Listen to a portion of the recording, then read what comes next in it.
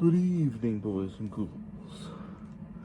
This is your humble horror host, Franken King, welcoming you once again to the Vault of Horrors. Today we take a look at another horror classic. This time we look at a horror host show, hosted by another horror host. We look at an episode of the series Insomnia.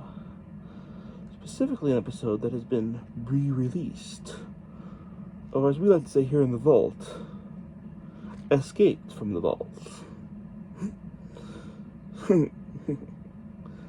A little joke. Boys and girls, just a little joke. We're looking at the episode, I Bury the Living.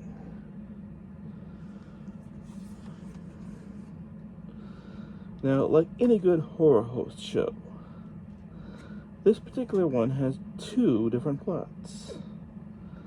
Now, there's the movie plot.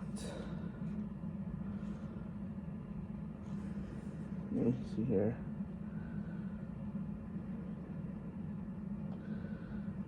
Here you are.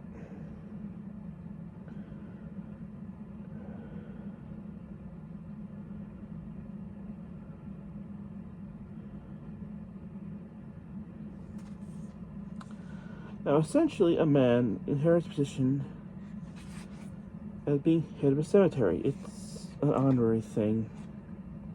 Apparently, everyone who's a member of this committee of this big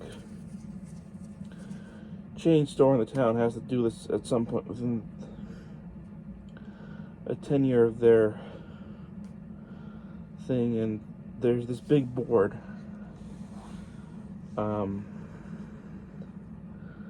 White for unoccupied graves, black for occupied graves. But when the person doing this accidentally puts a black pin in the white grave, occupied grave, the next day the person ends up dying. Could this mean the graves and this person suddenly have the power of life and death? Meanwhile, in our B plot, Mr. Lobo ends up inheriting, our host ends up inheriting a plot of a grave of his own cemetery. Every horror host's dream. And no, boys and girls, I'm not being ironic. Every horror host dreams of doing a show from a graveyard at some point in their lives. Well, Mr. Lobo soon discovers that he himself possesses these extraordinary powers and ends up using these powers to weed out the competition. Though Sally the zombie cheerleader is mentioned, she does not show up on this particular episode. Interesting.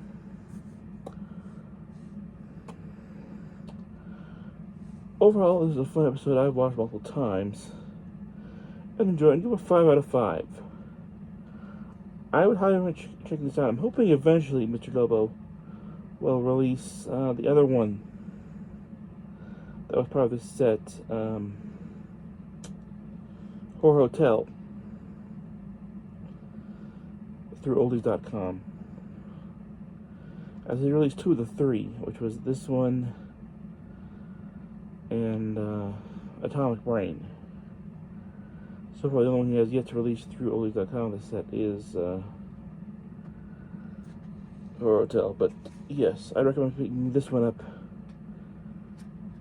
when you can. This is if you've never seen the show, I think this is a good starting point. And apparently, this one is not on YouTube, but I think you can watch this one online.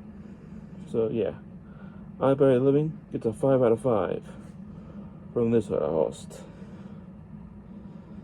And I'd recommend checking out this horror host on his YouTube channel, CinemaInsomnia.com, or right here on YouTube on Cinema Insomnia.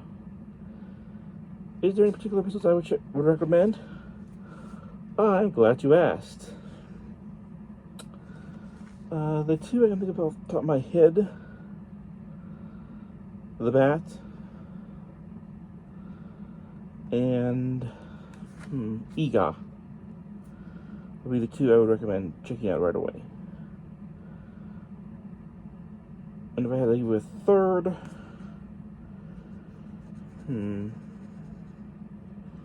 well, obviously I'm a little biased here, but yeah, I don't think you can blame me.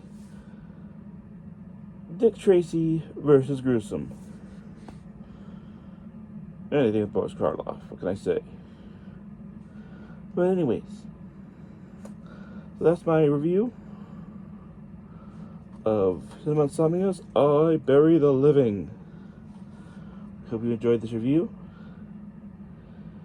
and we'll be back again with another episode. That's right, folks. That's right, boys and ghouls. And you may see me looking a little different. You may see my face looking a little different. Do not adjust your sets. The 50s can be a little strange for all of us.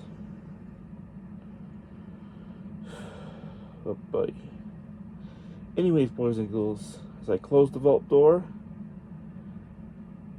comment, subscribe, hit that bell icon if you're new, and we'll see you next time when I once again open the Vault of Horrors for another classic horror review. Until then, happy nightmare hunting.